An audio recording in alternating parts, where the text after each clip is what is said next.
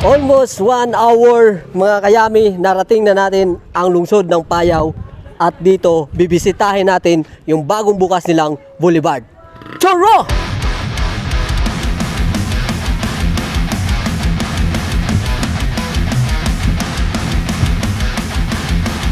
So pangalawang vlog na natin dito ngayon mga kayami, kasi yung nauna doon tayo sa may Parola, ngayon dito sa bagong bukas nilang boulevard.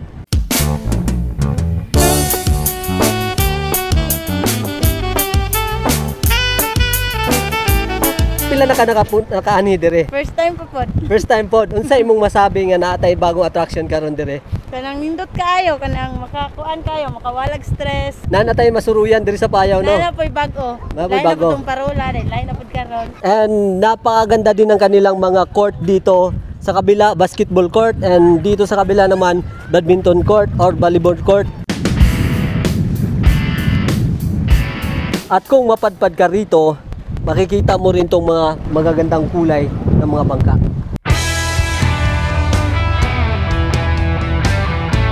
Timing na nandito tayo ngayon mga kayami dahil hindi gaanong mainit and malamig yung hangin.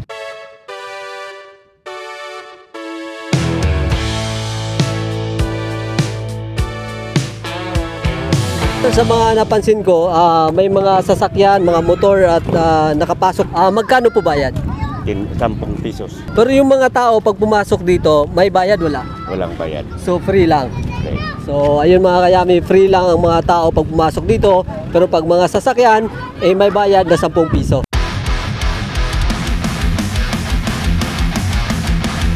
Hindi ganong kalakihan itong poblasyon ng Payao.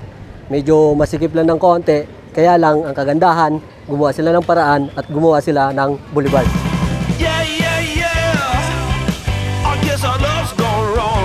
Pag napadpad ka dito sa Payao, wala kang gaano makitang mga kainan. So ang maroon dito, yung mga street foods lang na tulad na ganito. Tagpila po ne? Tag-5, 5. Oh, so 5 pesos isa. Tikman na lang natin to. Habang nandito tayo, kakain na lang tayo. Pastil ng Payao. Nandito tayo ngayon sa palengke nila. Meron dito na datna natin tulingan at meron ding bangus. Magkano po yung tulingan? 1 kilo, 200. 200. Yung bangus? 200 din. 200. Same price. Isang ni hotdog ni? Chicken? Murata po na nagpurma, mura manigwati. Kapila ha? Tapos ko na chicken, ako na siya. Is hotdog.